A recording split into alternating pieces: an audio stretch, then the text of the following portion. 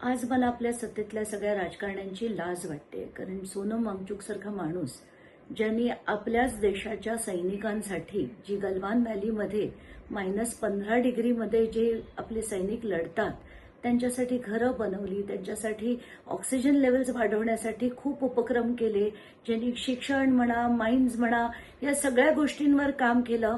हा माणूस जर इतर कुठल्याही देशात गेला असता तर त्यांनी खोऱ्याने पैसे कमवले असते.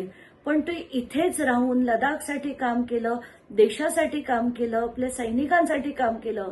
असा माणूस गेले 19 दिवस, आज 19वा दिवस आहे, तो उपोषणावर आहे.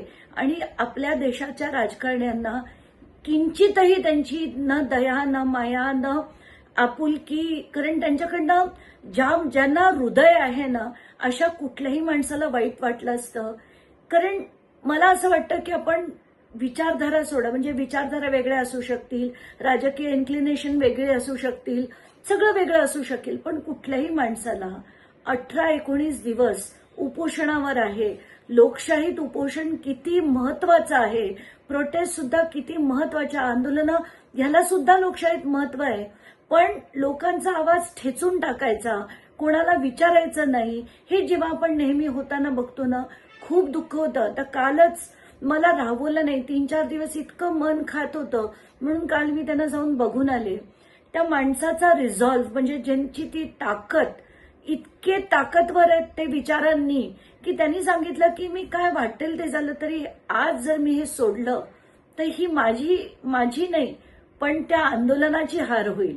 म्हणून मी काय वाटेल ते झालं तरी माझं आंदोलन सोडणार नाही, हे त्यांनी मला, त्यांच्या पत्नीला, तिथे असलेल्या सगळ्या लोकांना तेच सांगितलं त्यांनी, की मी आंदोलन सोडणार नाही.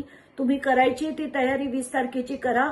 आपण हे सरकारकडनं ही मागणी पीसफुली करूया, हे देखील ते म्हणतायत. पण असं असताना त्यांना न विचारणं. आता काल मी त्यांचे ECG बघितले, मी इथल्या मुंबईच्या कार्डिओलॉजिस्टकडे ते पाठवले, त्यांचे ब्लड रिपोर्ट्स बघितले, त्यांचं आता WBC काउंट, म्हणजे आपण ज्या पांढऱ्या पेशी म्हणतो त्या इतक्या खालावल्या आहेत की त्यांना कुठलंही इन्फेक्शन, तिथे येणारा माणूस, भेटायला आलेल्या माणसाचं सुद्धा त्यांना इन्फेक्शन लागू शकेल. पण त्यांचा जो युरिक ऍसिड आहे ते खूप मोठ्या प्रमाणात वाढलंय, म्हणजे त्यांना मसल वेस्टिंग होत आहे, त्यांचं थायरॉइड फंक्शन कम्प्लिटली टॉसला गेलेलं आहे, आणि हे सगळे ब्लड रिपोर्ट्स आहेत. तर असं असताना इतकं निर्दयी, इतकं असंवेदनशील सरकार हे असू शकतं, ह्याचा प्रत्यय आता आपल्याला येतोय.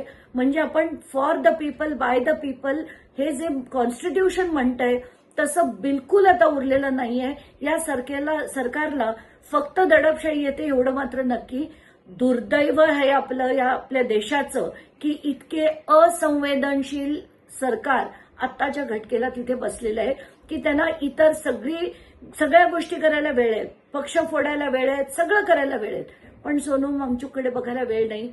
खूप खूप खूप वाईट वाटतंय, म्हणून माझ्या भावना मी पोचवते.